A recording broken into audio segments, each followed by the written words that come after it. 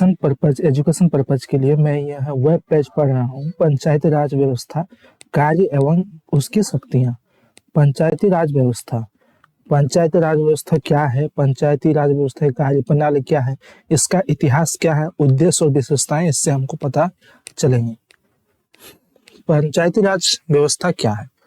भारत में पंचायती राज शब्द का अभिप्राय ग्रामीण स्थानीय स्वशासन पद्धति से है।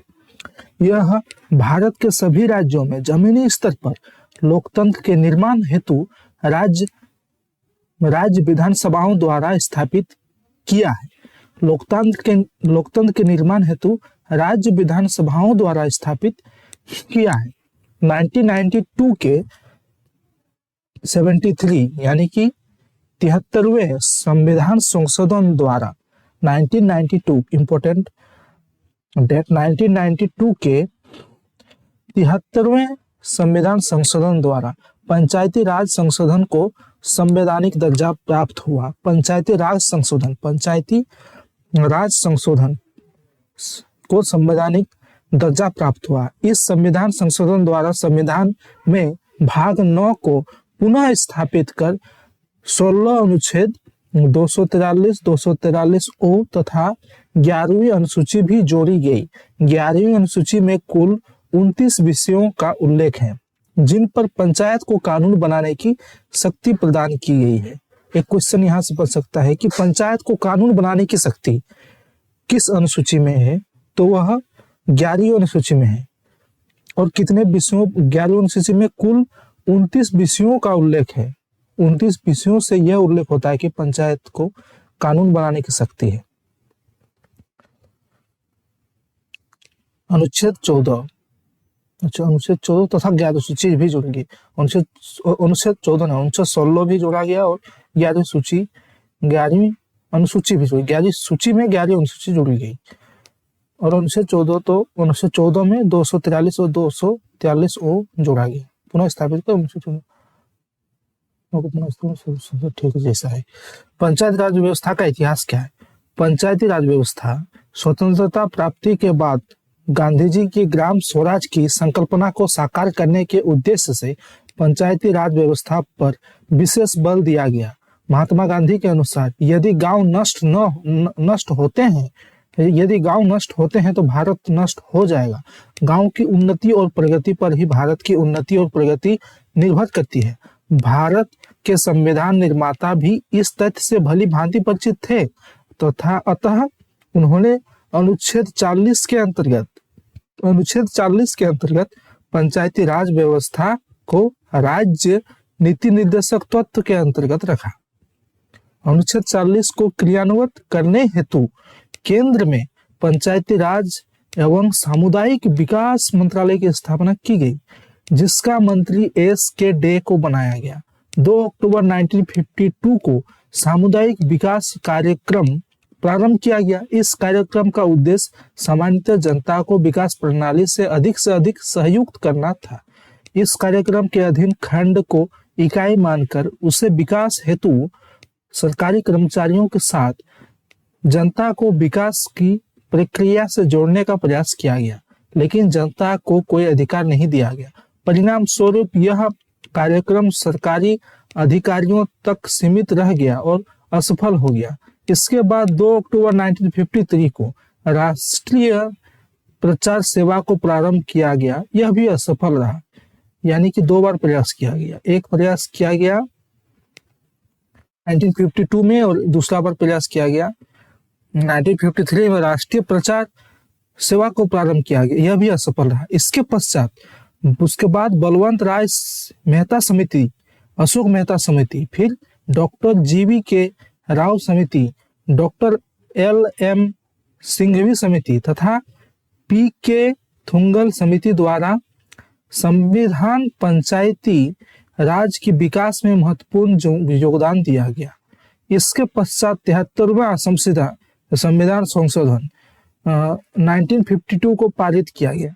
73वां संविधान संशोधन 1952 को पारित किया गया। इस अधिनियम द्वारा पंचायती राज व्यवस्था को अंतिम रूप दिया गया। 1952 को पारित किया गया। इस पंचायत राज को अंतिम रूप दिया गया 73वां संविधान संशोधन तो 1992, यहाँ 1992 में 73वां 73 और यहाँ 73 संशोधन 1992 में 73वें संविधान संशोधन द्वारा, यानी कि 1992 में 73 संविधान संशोधन हुआ द्वारा पंचायती राज व्यवस्थाओं संस्थाओं को संवैधानिक दर्जा प्राप्त किया गया। फिर यहाँ पे ये ऐसा क्यों बोला रहा है कि इसके पश्चात 73वें संविधान संशोधन अधिनियम को 1952 को पारित किया गया। यार 1952 थोड़ी होगा, 1992 होगा ना। अच्छा जो भी है 1992 73वां संविधान संशोधन ऐसा है पारित किया गया, 1992 होना चाहिए हमको लगता है। इस अधिनियम द्वारा पंचायती राज व्यवस्था को अंतिम रूप दिया गया। बलवंत राय मेहता समिति सामुदायिक विकास कार्यक्रम तथा राष्ट्रीय प्रसार सेवा के असफल होने के बाद पंचायत राज व्यवस्था को मजबूत बनाने की सिफारिश करने हेतु 1957 बलवंत राय मेहता की अध्यक्षता में ग्रामोदय समिति का गठन किया गया है। नाम काफी अच्छा लग रहा है। ग्रामोदय समिति का गठन किसने किया? बलवंत राय मेहता समिति में। कब किया गया? 1957 की बलवंत राय मेहता की अध्यक्षता में ग्रामोदय समिति का गठन किया गया। इस समिति ने स्थानीय स्वशासन हेतु स्थानीय स्वशासन खुद के शासन हेतु गांव से लेकर जिला स्तर तक त्रिस्तरीय पंचायत व्यवस्था का सुझाव दिया। 3 स्तरीय पंचायत व्यवस्था का सुझाव दिया गया 1957 में बलवंत राय मेहता समिति द्वारा। ग्रामोदय समिति का गठन किया गया, फिर उसमें त्रिस्तरीय पंचायती व्यवस्था का सुझाव दिया गया। इस त्रिस्तरीय व्यवस्था में ग्राम स्तर पर ग्राम पंचायत होंगे, ब्लॉक स्तर पर पंचायत समिति होगी और जिला स्तर पर होगी जिला परिषद की गठन की सिफारिश की गई थी। समिति ने यह भी सिफारिश की थी कि लोकतांत्रिक विकेंद्रीकरण की शुरुआत पंचायती समिति के स्तर पर ही होना चाहिए। यानी कि लोकतंत्र की जो शक्ति है उसका बंटवारा, तांत्रिक विकेंद्रीकरण की शुरुआत जो है ये पंचायती समिति के स्तर पर ही होनी चाहिए। पंचायती समिति के स्तर पर होनी चाहिए, पंचायतों को अपना शक्ति मिलनी चाहिए। फिर हुआ अशोक मेहता समिति। बलवंत राय समिति का क्या किया गया उसके बारे में तो यहाँ नहीं लिखा है, पर फिर बाद में अशोक मेहता समिति आई। बलवंत राय मेहता समिति की सिफारिशों के आधार पर स्थापित पंचायती राज व्यवस्था में कई कमियां उत्पन्न हो गई। अच्छा, बलवंत राय पंचायती स्थापित हो चुकी थी और उसमें कई कमियां जब उत्पन्न होगी, जिन्हें दूर करने के लिए 1977, अब डायरेक्ट देखिए 1957 को बलवंत राय अध्यक्षता में सुझाव दिया गया था, फिर अभी 1977 यानी कि 20 साल लगभग चला में अशोक मेहता समिति का गठन किया गया। अभी अशोक मेहता समिति का गठन किया गया। इस समिति ने पंचायती राज व्यवस्था के त्रिस्तरीय ढांचे के स्थान पर द्विस्तरीय ढांचे की प्रस्तुति की। इन्होंने 2 स्तर के लिए बोला। फिर डॉक्टर जीवी के राव समिति बनी। उस समिति ने 1985 में डॉक्टर जीवी के राव की अध्यक्षता में एक समिति का गठन किया। अभी के बस समिति ही बन रही है। समिति को यह कार्य सौंपा गया कि वह ग्रामीण विकास तथा गरीबी को दूर करने के लिए प्रशासन व्यवस्था पर सिफारिश करे। अच्छा, ऐसा बोला गया कि ग्रामीण का जो है समिति गठन किया गया। समिति को यह काम करेगी। यह समिति काम करने के लिए बनाई गई। कौन सी समिति? डॉक्टर जीवी के राव समिति। डॉक्टर जीवी के राव की अध्यक्षता में एक समिति का गठन किया गया। समिति को यह कार्य सौंपा गया कि ग्रामीण विकास तथा गरीबी को दूर करने के लिए प्रशासन व्यवस्था पर सिफारिश करें। समिति ने राज्य स्तर पर राज्य विकास परिषद, राज्य पर राज्य विकास परिषद, जिला पर जिला परिषद, मंडल स्तर पर मंडल पंचायत और ग्राम स्तर पर ग्राम सभा का गठन की सिफारिश की। यानी कि ग्राम में ग्राम सभा और मंडल अनुमंडल में मंडल सभा और जिला में जिला परिषद और राज्य में राज्य परिषद। जहाँ 3 थी वहाँ 4 हो गया। यहाँ पे डॉक्टर जीवी के राव समिति में 1957 में सबसे पहला समिति कब हुआ? 1985, डॉक्टर जीवी का राव समिति 1985। सबसे पहला आया था 1957। 47 का आजाद हुआ। 1957 को बलवंत राय मेहता समिति बना। फिर अशोक मेहता समिति, मेहता मेहता ही, बलवंत राय मेहता, ये अशोक राय मेहता, उसी का भाई से लग रहा। फिर डॉक्टर जीवी के राव समिति, डॉक्टर जीवी के राव समिति, वो उसके 1957 में बलवंत राय, फिर 1977 20 साल के बाद अशोक मेहता, फिर डॉक्टर जीवी के राव समिति 1985 में, कितना साल के बाद, इधर 3 हो गया, 2 5 6 7 8 साल के बाद डॉक्टर जीवी का राव समिति आया। उसको बोला गया कि प्रशासन गरीबी को दूर करने के लिए, ग्राम की गरीबी को दूर करने के लिए प्रशासन व्यवस्था पर सिफारिश करें। तो सिफारिश जैसे हम लोग रिक्वेस्ट रखते हैं, सिफारिश इसके बारे में बताना इस टाइप से। तो डॉक्टर जीवी के राव ने फिर चार जगह की सिफारिश, 4 मतलब जैसे ग्राम स्तर, मंडल स्तर, जिला परिषद और फिर राज्य परिषद, विभिन्न अनुसूचित जनजाति महिलाओं के लिए भी आरक्षण की सिफारिश की। आरक्षण भी दिया जाना चाहिए अनुसूचित जनजाति और अनुसूचित जाति और अनुसूचित जनजाति एवं महिलाओं को। ये सबसे पहली बार शायद डॉक्टर जीवी के राव में ही लिखा गया है, जो भी हो। पंचायती राज व्यवस्था के उद्देश्य। अच्छा, पंचायती राज व्यवस्था के उद्देश्य के बारे में लिखे। पंचायती राज व्यवस्था के उद्देश्य इस प्रकार है। भारत गांव का देश है। हाँ, वो तो गांव का देश है। अतः भारत की उन्नति तभी हो सकती है जब गांव की उन्नति हुई। गांव के समग्र विकास के लिए ग्रामीण शासन व्यवस्था आवश्यक है। गांव का विकास के लिए ग्रामीण शासन व्यवस्था आवश्यक है। गांव में ही शासन चले, ऐसा आवश्यक है। लोकतंत्र के इस आधारभूत अवधारणा इस पर आधारित है कि शासन के प्रत्येक स्तर पर जनता अधिक से अधिक शासन संबंधी कार्य में हाथ बटाए तथा खुद पर राज्य करने का उत्तरदायित्व स्वयं वहन करे। अच्छा, लोकतंत्र का आधारभूत व्यवस्था को आधारित है कि शासन के प्रत्येक स्तर पर जनता अधिक से अधिक शासन संबंधी कार्यों में हाथ बटाए, यानी कि जनता को ही शासन संबंधी कार्यों में हाथ बटाना है और खुद पर राज्य का उत्तरदायित्व स्वयं वहन करें। और राज्य का उत्तरदायित्व, ये उत्तरदायित्व हमारे पूरे राज्य का है, देश का है, तो वो खुद पर उत्तरदायित्व होना चाहिए। इस टाइप से उद्देश्य बनाया गया। स्थानीय सामाजिक आर्थिक व्यवस्था, स्थानीय सामाजिक है, फिर सामाजिक, फिर आर्थिक, पैसे के लिए।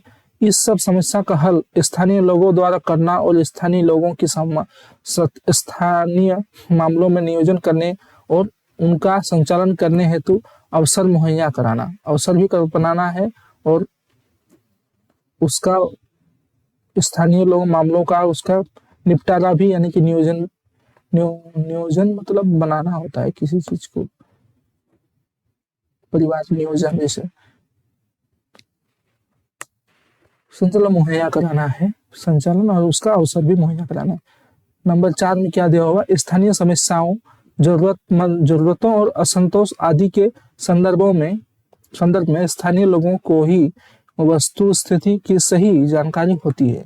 स्थानीय समस्याओं और जरूरत को जो असंतोष है, हमारे गांव के लोगों को ही उसके सबसे ज्यादा जानकारी होगी। अतः स्थानीय शासन में लोगों का भागीदार बनाना है, यानी कि जो स्थानीय शासन पद्धति होगी उसमें हमारे लोग ही भागीदार होंगे। 5वें नंबर पे है स्थान के कमजोर वर्ग जो है, महिला चाहे दलित और पीड़ित कैसे भी है, उसको सशक्तिकरण, उसको बल देना है। पंचायती राज व्यवस्था की विशेषताएं, विशेषता इसकी क्या क्या? पंचायती राज का गठन, अब लगता है डेट्स मिलेगी। पंचायती राज अनुच्छेद 243 243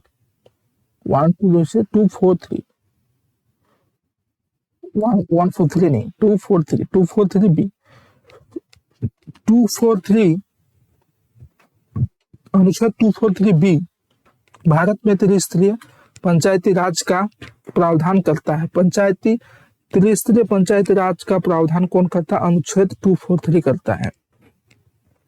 प्रत्येक राज्य में ग्राम स्तर पर ग्राम सभा पंचायत होगी, मध्य स्तर पर जनपद पंचायत, फिर जिला स्तर पर जिला पंचायत के गठन का प्रावधान करता है। यदि किसी राज्य की जनसंख्या जैसे राज्य की जनसंख्या 20 लाख से कम है तो वहां मध्यवर्ती स्तर पर पंचायतों का गठन करना आवश्यक नहीं है। मध्यवर्ती पंचायतें आवश्यक नहीं। उल्लेखनीय है पश्चिम बंगाल में 4 स्तरीय पंचायती व्यवस्था अपनाई गई है। उल्लेखनीय है कि पश्चिम बंगाल में 4 स्तरीय पंचायती व्यवस्था अपनाई गई। पश्चिम बंगाल में तो 4 स्तरीय थी। 4 स्तरीय हमको लगता है वही डॉक्टर, क्या नाम था उसका, डॉक्टर जीवी के राव समिति ने जो गांव ग्राम सभा, फिर मंडल पंचायत, फिर जिला परिषद और फिर राज्य परिषद, यही यहाँ पर भी हुआ कि पश्चिम बंगाल में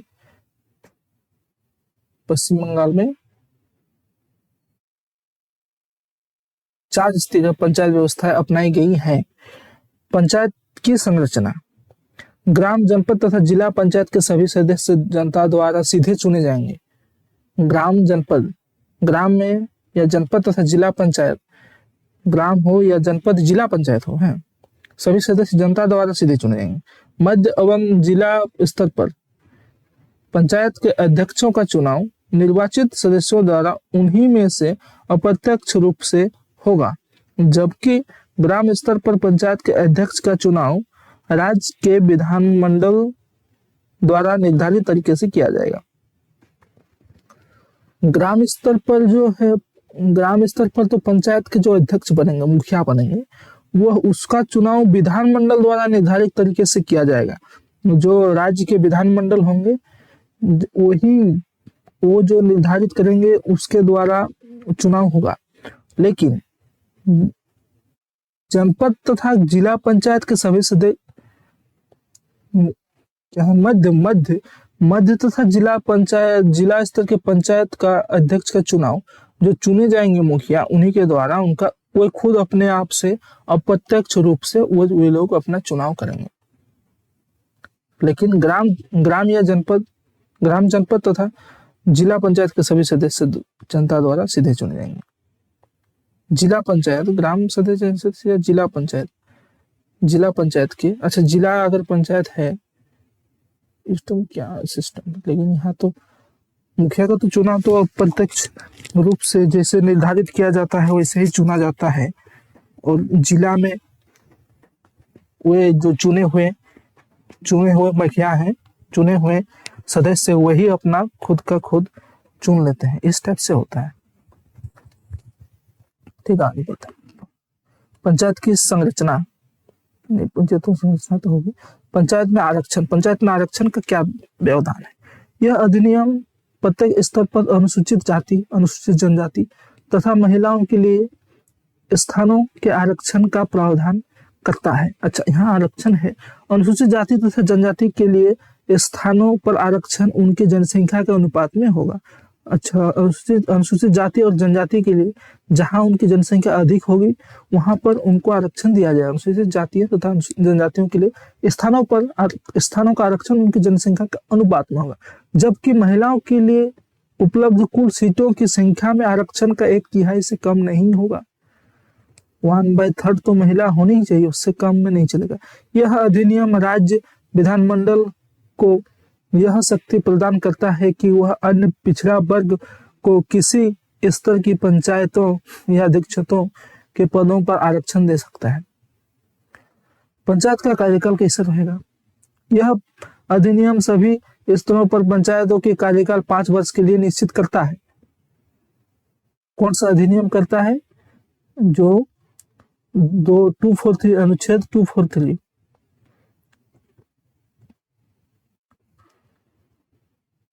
यद्यपि समय पूरा होने के पूर्व भी उसे विघटित किया जा सकता है, बीच में भी उसको विघटित किया जा सकता है। इसके बाद पंचायत गठन के लिए नए चुनाव होंगे। इसकी 5 वर्ष की अवधि खत्म होने से पूर्व या विघटित होने की दशा में इसके विघटित होने की तिथि से 6 माह खत्म होने की अवधि के अंदर, 6 माह खत्म होने की अवधि के अंदर पंचायत में नए चुनाव कब होंगे? जब इसकी 5 वर्ष की अवधि पूर्व होने से पहले होंगे नए चुनाव, या विघटित हो जाए ऐसी दशा में विघटित तिथि से 6 माह खत्म होने की अवधि के अंदर। यानी कि कोई बीच में ही अगर किसी तरीके से सदस्य विघटित हो गया, अगर सदस्य उसको हटा दिया गया, वो नहीं रहा, तो वैसे में उसके रिक्त स्थान पर 6 माह के अंदर अंदर नए मुखिया का चुनाव किया जाएगा, 6 माह के अंदर अंदर। और अगर 5 साल खत्म हो गया तो अवधि खत्म होने से पहले ही हमको नए मुखिया का मेंबरशिप हमको चुनना होगा। यह इसकी कार्यकाल है पंचायत का। सदस्य के लिए योग्यता और अयोग्यता क्या है? वह व्यक्ति जिसने 21 वर्ष की आयु प्राप्त की हो तथा संबंधित राज्य के विधानमंडल से निर्वाचन हेतु किसी विधि द्वारा अयोग्य न किया गया हो, यानी कि जो विधानमंडल हमारा है राज्य में निर्वाचित किसी विधि अगर उसको कोई अयोग्य नहीं साहब वो अगर ठीक है तो वह पंचायत के सदस्य चुने जाने की योग्यता रखता है।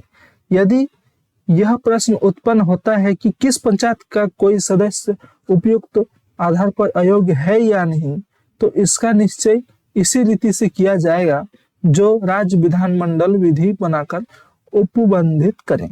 यानी कि इसमें राज्य का ज्यादा भागीदारी है कि वो जैसा चाहेगा वैसा सदस्यों की अयोग्यता मतलब कर सकता है, लेकिन 21 वर्ष मिनिमम है।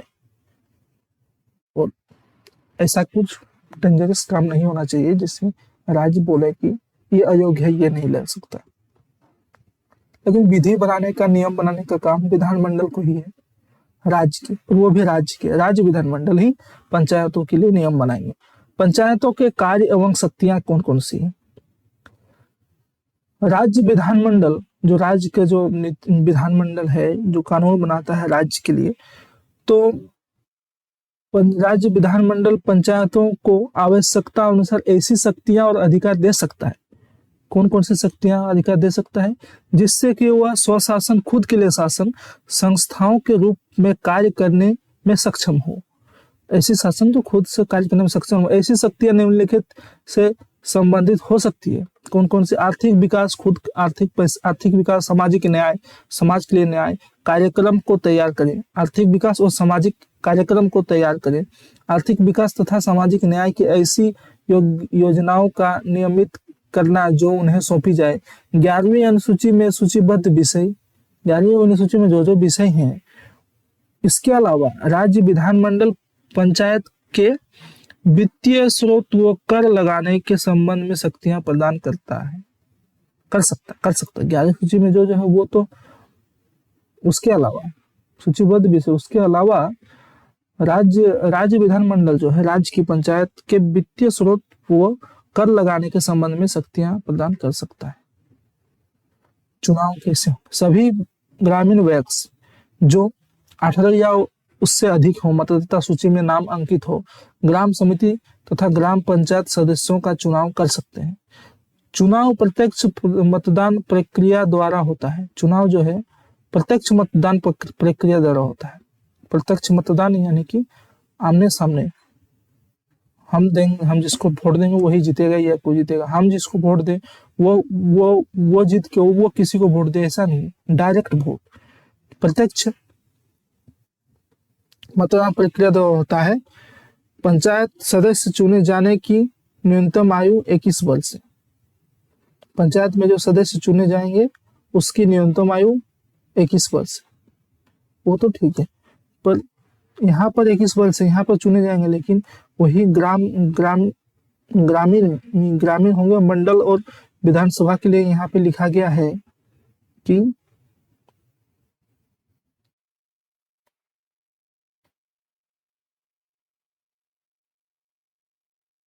देखिए ग्राम, जनपद तथा जिला पंचायत के सभी सदस्य जनता द्वारा सीधे चुने जाएंगे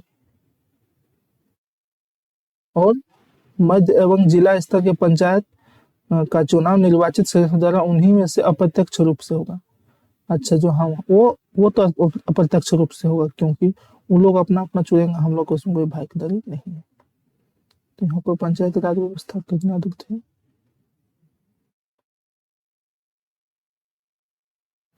पंचायत के उपयुक्त चुंगी तो नहीं पड़े। हाँ, 21 वर्ष जो चुनने वाले जो मुखिया बनेंगे उसका न्यूनतम आयु 21 वर्ष होना चाहिए। वित्त बोर्ड राज्य विधानमंडल निम्नलिखित अधिकार रखता है। पंचायत को उपयुक्त कर चूंकि शुल्क लगाने और उनके संग्रहण के लिए प्राधिकृत कर सकता है। पंचायत को उपयुक्त कर चूंकि शुल्क लगाने और उनके संग्रहण के लिए प्राधिकृत कर सकता है। पंचायत को उपयुक्त कर चूंकि शुल्क लगाने और उनके संग्रहण, कर लगाना हो पंचायत को या चुंगी कुछ शुल्क लगाना हो, कुछ फाइन करना हो, ऐसा मतलब कर हो, चुंगी हो या शुल्क फाइन करना हो, तो ऐसा करने की और उस पैसे को रखने की, संग्रहण करने के लिए प्राधिकृत कर सकता है। ये बोल सकता है कि राज्य विधान की आप ऐसा कर सकते हैं।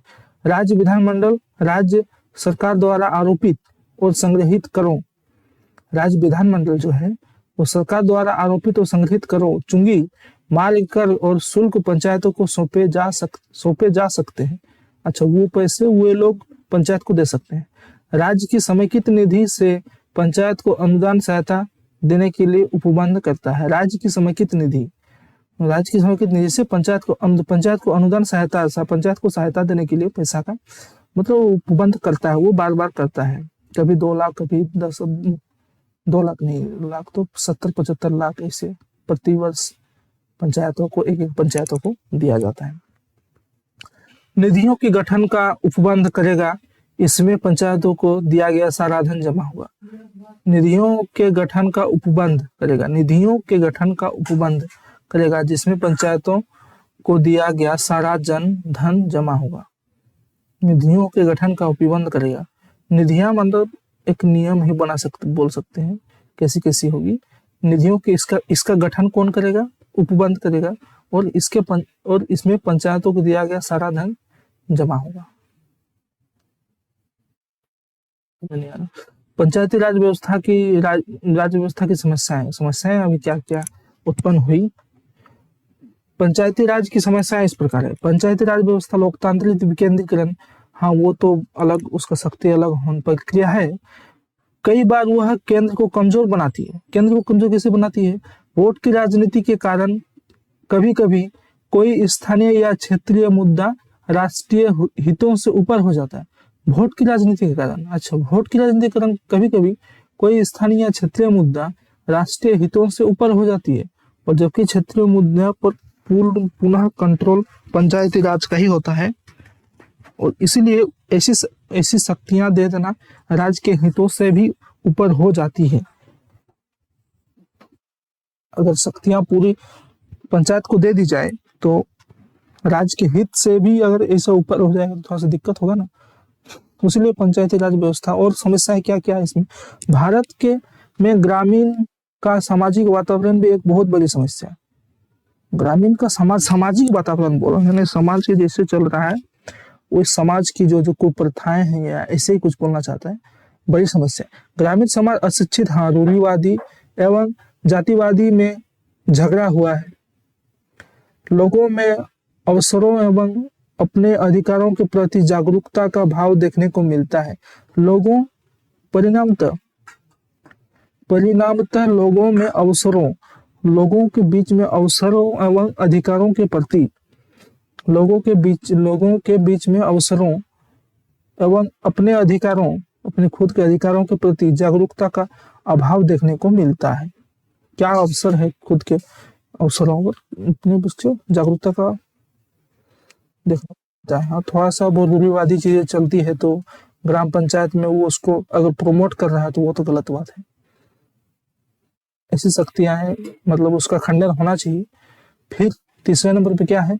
पंचायत चुनाव में व्यापक भ्रष्टाचार। ये तो चीज ठीक है। पंचायत के चुनाव जो होता है तो व्यापक भ्रष्टाचार एवं हिंसा पंचायती व्यवस्था एवं लोकतंत्र को खोखला कर रहा है। यह हिंसा पंचायती व्यवस्था और लोकतंत्र को खोखला कर रहा है। ये हिंसा नहीं होने देना चाहिए। तभी नहीं होने देगी राज्य जब उसके पास पंचायती इसके बीच में दखल देने का शक्ति हो। इसलिए केंद्र को ऐसी शक्ति अपने पास रखनी चाहिए, पूरी की पूरी शक्ति पंचायती राज को नहीं देनी चाहिए। चौथा है वित्तीय संसाधनों की कमी।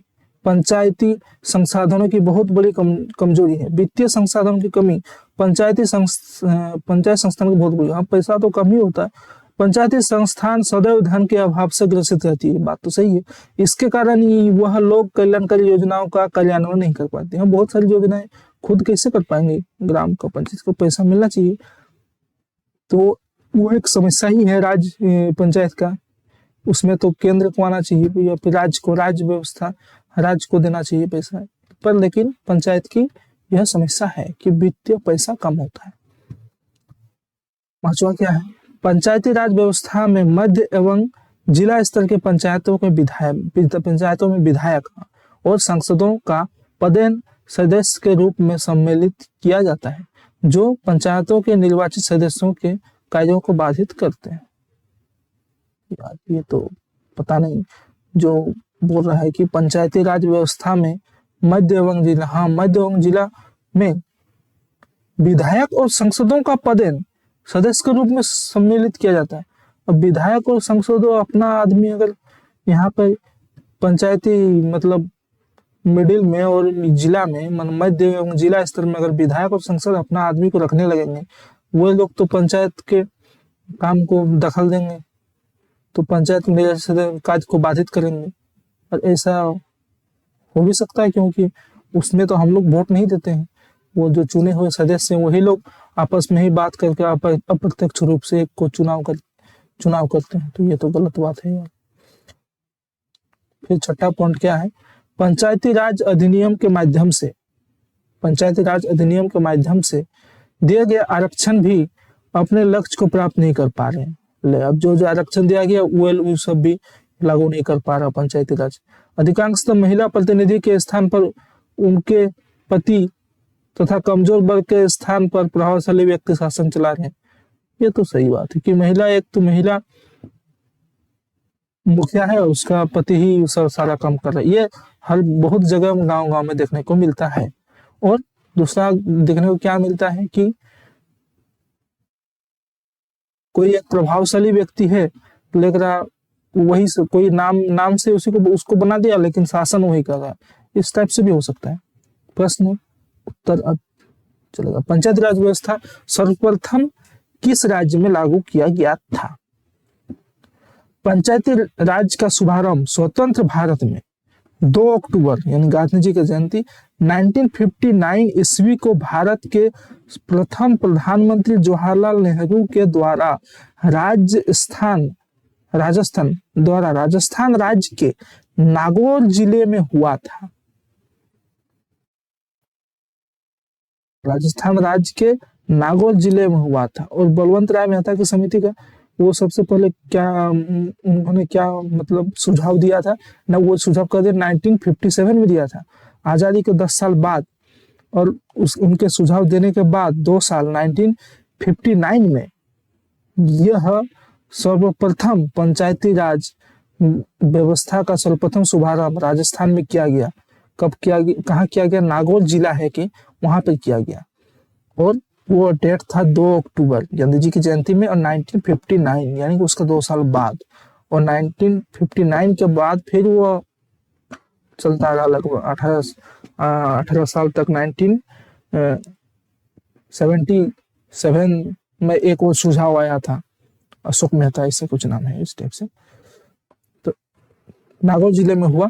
फिर 11 अक्टूबर 1959 को यानी कि 9 दिन बाद 11 अक्टूबर 1959 को पंडित नेहरू ने आंध्र प्रदेश राज्य में पंचायती राज आरंभ किया। 2 अक्टूबर को किया राजस्थान के नागौर जिले में। फिर 11 अक्टूबर 1959 को उसके 9 दिन बाद किया पंडित नेहरू ने ही किया, वहां भी पंडित नेहरू ने ही किया।